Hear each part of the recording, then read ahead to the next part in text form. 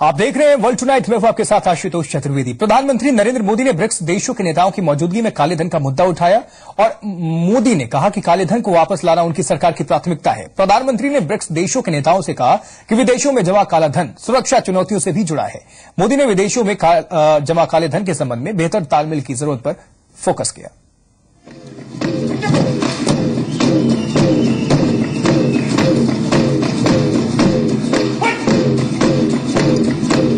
Australia के Brisbane में हो रहे G20 सम्मेलन में पीएम मोदी के एजेंडे में टॉप पर है विदेशों में जमा काले धन को भारत वापस लाना। प्रधानमंत्री नरेंद्र मोदी ने G20 समिट से पहले ब्रिक्स देशों के नेताओं की मौजूदगी में काले धन का मुद्दा उठाया। प्रधानमंत्री नरेंद्र मोदी ने कहा कि मेरे लिए एक प्रमुख मुद्दा है काले धन पर अंतर्राष्ट्रीय सहयोग के महत्व को उजागर करना।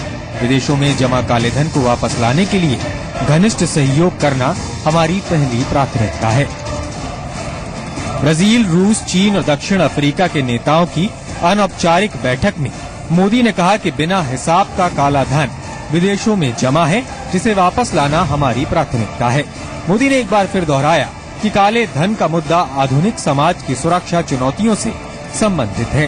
प्रधानमंत्री नरेंद्र मोदी काले धन से जुड़े बैंक खातों की जानकारी साझा करने के लिए कई देशों से सहमति बनाने में जुट गए हैं। ब्लैक मनी वापस लाने के पीएम मोदी के जोरदार कदम की जहां एक और तारीफ हो रही है, वहीं कांग्रेस इसे यूपीए सरकार की पहल का ही नतीजा मान रही है। There are secret banking going on in 70 countries, but 4 or 5 countries are very important. They are represented in the G20, for which there is a conference today in Brisbane. I've always felt that this subject of black money return should be handled by the Prime Minister. G20 के अंदर UPA की सरकार ने जितनी ताकत के साथ बातचीत की थी और जितना दबाव बनाया था, उसी का नतीजा है कि हम लोग काले धन के मामले में थोड़े आगे बढ़े हैं। ब्लैक मनी को वापस लाना मोदी सरकार के टॉप एजेंडे में शामिल है। ब्रिस्बेन में पीएम मोदी ने ब्रिक्स देशों के नेताओं के साथ अनौपचारिक बैठक में इस मुद्दे को उठाकर एक बार फिर अपनी मंशा जाहिर कर दी है। ब्यूरो रिपोर्ट, जी मीडिया। तो G20 देशों के वित्त मंत्रियों ने ग्लोबल टैक्स सुधार पर सहमति दे दी है। सदस्य देशों ने वित्त मंत्रियों ने OECD यानी कि आर्थिक सहयोग और विकास संगठन के प्रस्तावित BEPS के एक्शन प्लान को मंजूरी दे दी। G20 देशों के वित्त मंत्रियों ने ग्लोबल टैक्स सुधार पर सहमति दे दी है। सदस्य देशों के वित्त मंत्रियों ने OECD यानी आर्थिक सहयोग और विकास संगठन के प्रस्तावित BEPS के एक्शन प्लान को मंजूरी दे दी। लेकिन यह जानना जरूरी है कि BEPS है क्या और इस टैक्स रिफॉर्म का भारत पर क्या असर होगा। दरअसल टैक्स बचाने के लिए कुछ कंपनियां कई तरह की तिगड़म करती हैं। हाई टैक्स वाले देश में सेवा देती है, लेकिन कानून लो टैक्स वाले देशों में मुनाफा दिखाती है। लिहाजा सरकार को जितना टैक्स मिलना चाहिए वो नहीं मिल पाता। टैक्स की इस चोरी को रोकने के लिए G20 के देशों ने OECD के साथ एक मुहिम शुरू की, जिसे BEPS यानी base erosion and profit shearing action plan कहा गया। दरअसल ये टैक्स सुधारों की ग्लोबल पहल है, जिसे G20 देशों के वित्त मंत्रियों ने सहमति दी है। इसके तहत 7 एक्शन प्लान सुझाए गए हैं। सबसे खास एजेंडे में डिजिटल इकोनॉमी से जुड़े टैक्स चुनौतियों को दूर करना है। दूसरे अकाउंट में पारदर्शिता लाकर हार्मफुल टैक्स प्रैक्टिसेस को दूर करना है। इसके अलावा दोहरे टैक्सेशन से जुड़े समझौते टैक्स चोरी का जरिया न बने। भारत के काले धन की समस्या के लिहाज से OECD का ये एक्शन प्लान महत्वपूर्ण है। साथ ही टैक्स पेयर्स की टैक्स प्लानिंग और ट्रांसफर प्राइसिंग के मुद्दे से निपटने की रणनीति भी तैयार की गई है। ये सारे एक्शन 2015 तक पूरे करने हैं। यही वजह है कि G20 की इस मुहिम को ग्लोबल टैक्स सुधार की मुहिम कहा जा रहा है। दीपू राय के साथ ब्यूरो रिपोर्ट, जी मीडिया। तो ऑस्ट्रेलिया में चल रहे G20 सम्मेलन का आज पहला दिन था और इस सम्मेलन में दुनिया भर के 20 ताकतवर देशों के प्रतिनिधि पहुंचे हुए हैं और रूसी राष्ट्रपति व्लादिमीर पुतिन भी सम्मेलन में पहुंचे हैं। लेकिन उनके पहुंचने के साथ ही सम्मेलन में और ऑस्ट्रेलिया में तनाव बढ़ गया है। पुतिन रूसी जंगी जहाजों के साथ इस सम्मेलन में हिस्सा लेने पहुंचे हैं। G20 का सम्मेलन दुनिया के सबसे ताकतवर देशों का जमावड़ा। एक मंच पर दुनिया की आर्थिक स्थिति को मजबूती देने के लिए इकट्ठा हुए दुनिया के 20 देश। इसी सम्मेलन में रूसी राष्ट्रपति व्लादिमीर पुतिन भी पहुंचे हैं, लेकिन उनके पहुंचने के साथ ही सम्मेलन में तनाव फैल गया। जंगी जहाजों के साथ ऑस्ट्रेलिया पहुंचे पुतिन। प्रेसिडेंट पुतिन अपने 4 जंगी जहाजों के साथ ऑस्ट्रेलिया पहुंचे हैं। इसके साथ ही इन युद्धपोतों ने ऑस्ट्रेलिया के पूर्वी तट पर लंगर डाल दिया है, जिससे सम्मेलन में तनाव का माहौल बन गया है। गौरतलब है कि रूस G20 देशों द्वारा लगाए गए आर्थिक प्रतिबंधों से नाराज है, इसलिए रूस के इस कदम को शक्ति प्रदर्शन के तौर पर देखा जा रहा है। फिलहाल ऑस्ट्रेलिया ने भी अपने 3 जंगी जहाजों को रूसी जंगी जहाजों की निगरानी के लिए तैनात कर दिया है। वहीं रूस ने अपने युद्धपोतों के ऑस्ट्रेलिया पहुंचने का बचाव करते हुए कहा है कि रूसी युद्धपोत अपनी रेंज का परीक्षण कर रहे हैं। इसके साथ ही रूसी राष्ट्रपति ने भी इस कदम का बचाव किया है। पुतिन ने कहा कि जहां वो रहेंगे उनके युद्धपोत भी वहीं रहेंगे। साथ ही पूरे ऑस्ट्रेलिया में पुतिन और रूस के खिलाफ लोगों ने मोर्चा खोल दिया है। लोगों ने जगह जगह प्रदर्शन किए और साथ ही G20 के दौरान भी लोगों ने पुतिन के खिलाफ रैली निकाली। आपको बता दें कि जुलाई में पूर्वी यूक्रेन में मलेशियन विमान दुर्घटनाग्रस्त हुआ था, जिसमें 298 लोगों की मौत हो गई थी। इस हादसे में 38 ऑस्ट्रेलिया के नागरिक भी मारे गए थे। लोगों ने इस हादसे के लिए रूस को जिम्मेदार बताया है और पुतिन को इसकी जिम्मेदारी लेने की बात कही है। हम चाहते हैं कि पुतिन MH17 के हादसे की जिम्मेदारी लें। इसके साथ ही उस हादसे के शिकार हुए ऑस्ट्रेलियन नागरिकों के साथ खड़े होने की अपील भी करते हैं। आपको बता दें कि MH17 विमान हादसे के बाद से ही रूस और ऑस्ट्रेलिया के बीच तनाव बढ़ गए थे और G20 समिट में पुतिन का जंगी जहाजों को लेकर आने से दोनों देशों के बीच तनाव और बढ़ने की आशंका जताई जा रही है। ब्यूरो रिपोर्ट, जी मीडिया। तो जहां एक तरफ दुनिया की 20 बड़ी अर्थव्यवस्थाओं के नेता मिलकर ब्रिस्बेन में ग्लोबल इकोनॉमी पर मंथन कर रहे थे, तो वहीं उनकी पार्टनर्स और पत्नियां ऑस्ट्रेलिया में वाइल्ड लाइफ का लुत्फ उठा रही थी। आपको बता दें कि ऑस्ट्रेलिया के जंगलों में पाए जाने वाले दुर्लभ प्रजाति के जीव जंतु दुनिया भर में मशहूर हैं। ऐसे में टॉप लीडर्स की पत्नियां जब फुर्सत में थी तो उन्होंने अपना वक्त वाइल्ड लाइफ एंजॉय करने में बिताया। या उनकी होस्ट बनी ऑस्ट्रेलियन प्राइम मिनिस्टर की पत्नी मार्गरेट एबॉट, जो उन्हें लेकर ब्रिस्बेन के लोन पाइन कोआला सेंचुरी पहुंची और यहाँ उन्होंने कोआलास, सांपों और कंगारुओं जैसे जानवरों से सबकी मुलाकात कराई।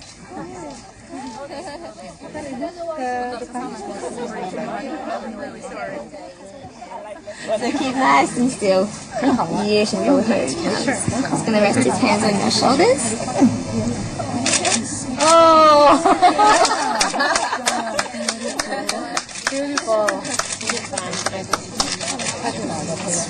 Heavy, eh? So just staying where you are there. Yeah, that's great.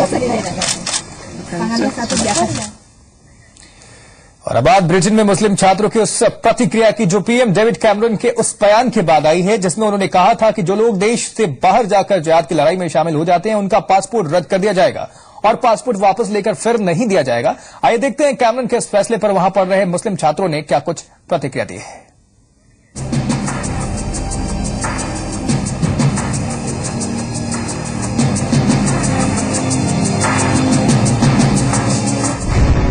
एक तरफ इस्लामिक स्टेट का बढ़ता हुआ आतंकवाद पूरी दुनिया को थर्रा रहा है, तो दूसरी तरफ इससे निपटने के लिए राष्ट्रीय अध्यक्षों की नीतियों पर ही सवाल खड़े हो रहे हैं। ब्रिटेन के प्रधानमंत्री डेविड कैमरन ने देश से आतंकियों की जमात में शामिल हो रहे नागरिकों पर अंकुश लगाने के लिए घोषणा की थी कि ऐसे ब्रिटिश नागरिकों की नागरिकता रद्द कर दी जाएगी जो ब्रिटेन से भागकर जिहाद की लड़ाई में शामिल हो रहे हैं। कैमरन का कहना था कि ऐसा करने से किसी भी आतंकी साजिश से बचने में मदद मिलेगी। Successive governments have come to the view, and I agree with the view, that when you're facing an existential challenge, and a challenge as great as the one we face with these Islamist extremists, you need additional powers as well as simply the criminal law. And that's why we have these powers to take away someone's passport before they travel, to ban someone from travelling, and that's why we've added this additional power to temporarily exclude someone from coming back into the UK. लेकिन British प्रधानमंत्री की ये बात Britain में रह रहे मुस्लिम छात्रों को पसंद नहीं आ रही। हर कोई अपने तरीके से इसका विरोध कर रहा है। ऐसी ही एक छात्रा अनीसा अहमद का कहना है कि इस फैसले से यहाँ पढ़ने वाले मुस्लिम छात्रों को भेदभाव का शिकार होना पड़ेगा।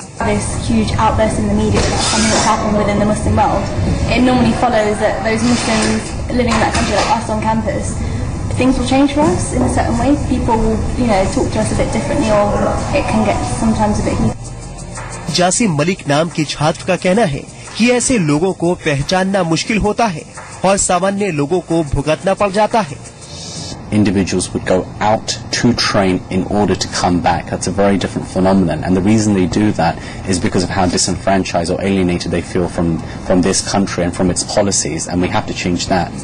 दरअसल इस्लामिक स्टेट की जिहादी सेना में ज्यादातर जिहादियों की संख्या ब्रिटिश नागरिकता वालों की है और ये बात ब्रिटिश पीएम को परेशान कर रही है। ये बात अलग है कि ब्रिटिश मुस्लिम इन हालात को 9/11 के बाद अमेरिका में पैदा हुए हालात से जोड़कर देख रहे हैं। ब्यूरो रिपोर्ट, जी मीडिया। और इस्लामिक स्टेट के आतंकी बगदादी की मौत के बाद उसकी आवाज का ऑडियो क्लिप रिलीज हुआ है और अब सामने आई है व्हाइट विडो की सेल्फी। व्हाइट आउट विडो जिसे मारने का दावा रूस की तरफ से किया गया। केन्या की खुफिया एजेंसियों के हवाले से खबर है कि व्हाइट विडो जिंदा है और दूसरी शादी भी कर चुकी है। आइए देखते हैं व्हाइट विडो यानी कि समांथा लुइट व्हाइट। ये रिपोर्ट देखा। जिंदा है व्हाइट विडो, लेकिन विधवा नहीं।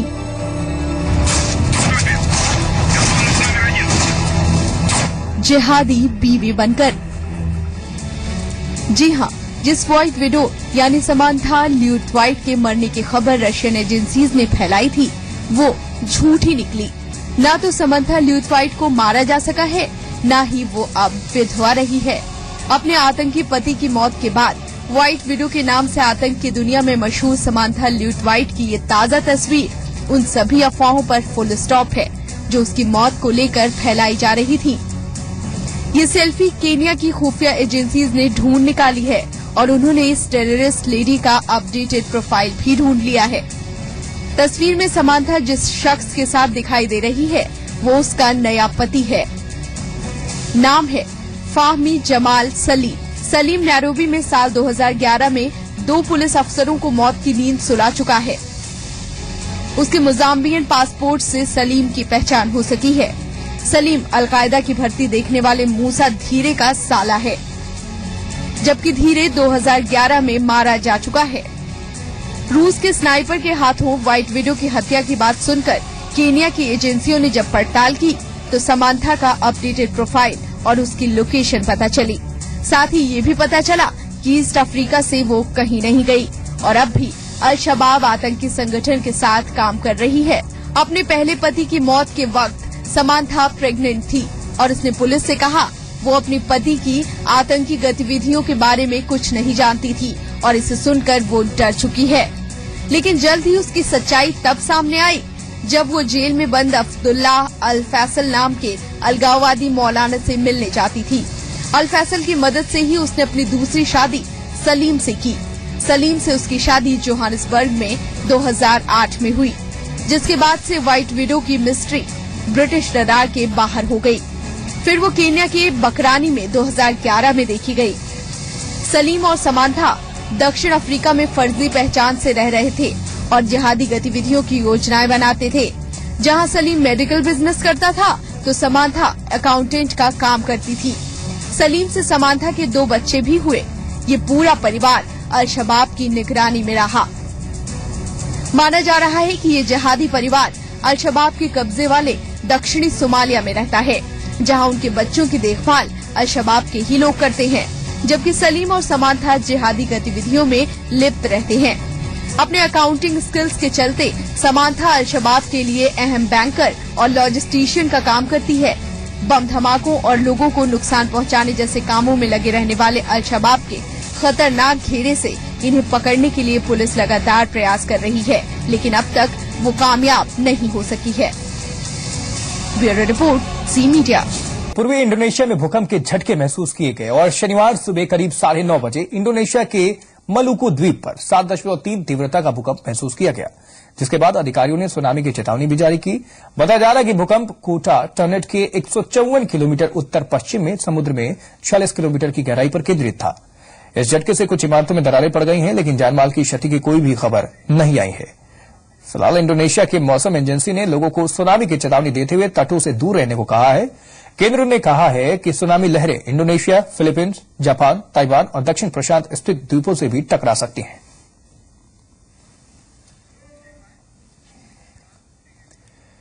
और इंडोनेशिया में इस तरह के भूकंप और प्राकृतिक आपदाएं आती रहती हैं, क्योंकि ये धरती के डेंजर जोन में है। लेकिन इंडोनेशिया में कई बातें बेहद खास हैं। और क्या है इंडोनेशिया का इतिहास और इससे जुड़े रोचक तथ्य, रिपोर्ट। पहाड़, घने जंगल, ज्वालामुखी, खूबसूरत समुद्र तट और शानदार प्राकृतिक सुंदरता का देश है इंडोनेशिया। दुनिया का सबसे बड़ा द्वीप समूह है इंडोनेशिया। इंडोनेशिया का नाम लैटिन के इंडस और ग्रीक शब्द नेसोस से मिलकर बना है, जिसका अर्थ होता है द्वीप। वहीं भारत के पुराणों में इंडोनेशिया को द्वीपांतर भारत भी कहते हैं, जिसका मतलब होता है सागर पार का भारत। 7वीं सदी से ही इंडोनेशिया आइलैंड एक बड़ा व्यापारिक क्षेत्र रहा है। इंडोनेशिया का इतिहास विदेशों से प्रभावित रहा है, जो क्षेत्र के प्राकृतिक संसाधनों की वजह से खींचे चले आए।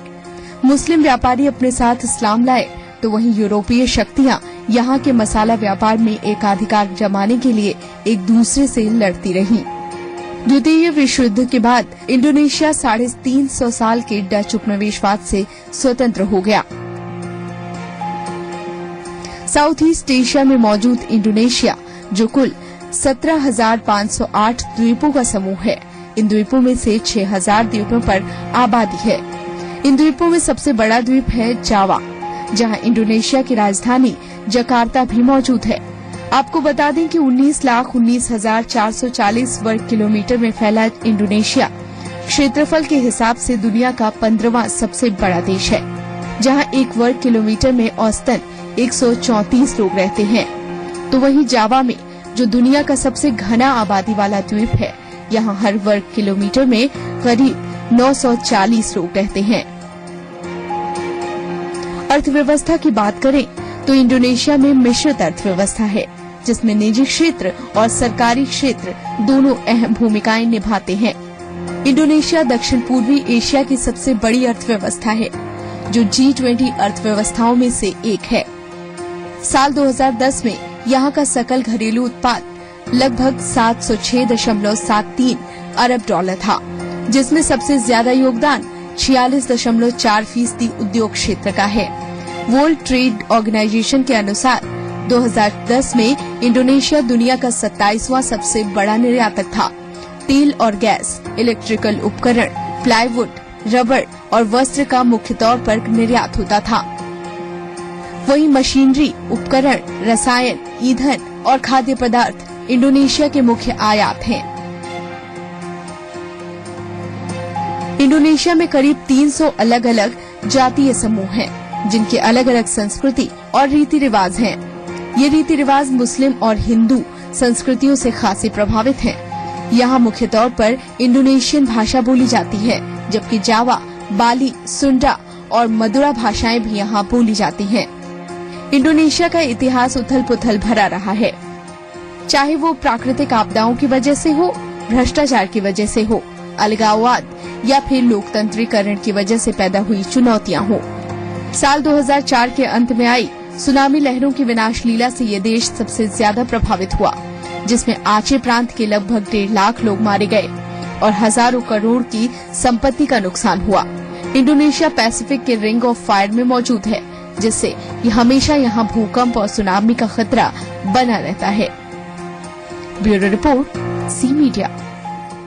और आपको बॉलीवुड की एक पुरानी फिल्म याद होगी, हाथी मेरे साथ है। इस फिल्म एक हाथी को हीरो के तौर पर दिखाया गया था इस फिल्म में, लेकिन अब हम आपको वो तस्वीर दिखाने जा रहे हैं जिसमें एक हाथी का छोटा बच्चा एक्शन हीरो बनकर 14 शेरों की फौज को वापसी का रास्ता दिखा देता है, वो भी तब जब ये शेर उसके शिकार की प्लानिंग कर चुके होते हैं।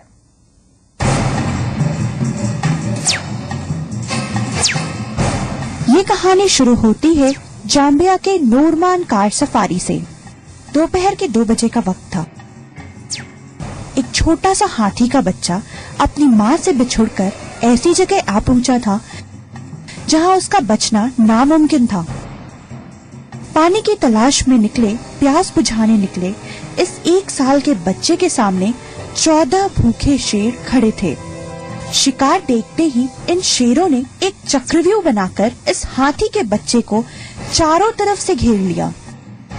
अपनी नुकीली दांतों से इस हाथी की खाल को उतारने के लिए एक शेर इसकी पीठ पर सवार होने की कोशिश करने लगा। ये इस झुंड का मुखिया था। बाकी शेर इस तरह से घेराबंदी किए हुए थे कि कहीं ये शिकार बचकर ना निकल जाए।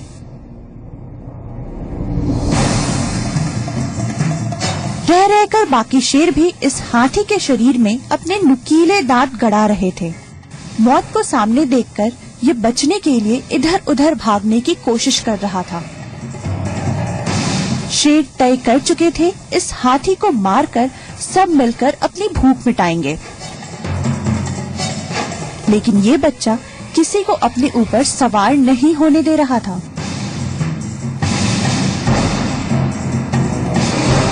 दस मिनट से ज्यादा का वक्त बीत चुका था। शेरों ने अपनी नई चाल चली और इस हाथी को दौड़ाना शुरू कर दिया। चाल कामयाब रही और मौत से भागता ये बच्चा लड़खड़ा नीचे गिर पड़ा। अब शेर के इस झुंड का आधा काम आसान हो चुका था। झुंड का मुखिया हाथी के बच्चे की पीठ पर सवार हो चुका था। बाकी शेरों ने भी अपने नुकीली दांत इस छोटे हाथी के शरीर में घुसाने शुरू कर दिए थे।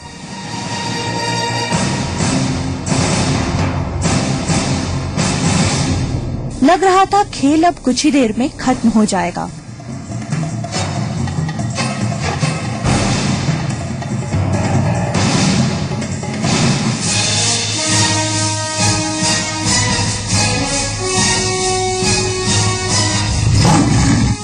लेकिन आधे घंटे की लड़ाई के बाद अचानक कहानी में ट्विस्ट आ गया। हाथी का बच्चा किसी एक्शन हीरो की तरह उठा और अपनी सूंड को हथियार बनाकर शेरों के इस झुंड का बैंड बजाना शुरू कर दिया।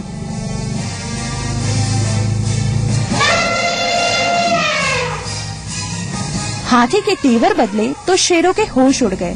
बाजी पलटते देख सबसे पहले इस हाथी की पीठ पर सवार झुंड का मुखिया नीचे उतरकर भागा।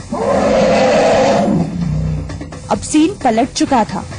शेर आगे आगे और हाथी का यह छोटा सा बच्चा पीछे पीछे दौड़ रहा था। बीच में शेरों ने फिर से बाजी अपने हाथों में लेने की कोशिश की, लेकिन ये छोटा हाथी अब फुल एक्शन में आ चुका था। इस वीडियो को शूट करने वाले भी हैरत में थे। हाथी अब एक तरफ था और 14 शेर दूसरी तरफ। भूखे शेर बेबस नजर आ रहे थे। जंगल के राजा को डराकर ये 1 साल का बच्चा मदमस्त चाल में वापस लौट रहा था, लेकिन झुंड के मुखिया को ये बात गवारा नहीं थी। गुस्साए शेर ने अपनी पूरी ताकत लगाते हुए इस हाथी की तरफ दौड़ लगा दी, लेकिन 100 सुनार की और 1 लुहार की कहावत पर दौड़ने वाला ये हाथी जब पलटकर फिर वापस दौड़ा तो लगा जैसे शेर नहीं, दुम दबाकर चूहे भाग रहे हों। 14 शेरों को हराकर 1 साल का ये छोटा सा हाथी अब अपनी माँ से मिल चुका है। ब्यूरो रिपोर्ट, जी मीडिया।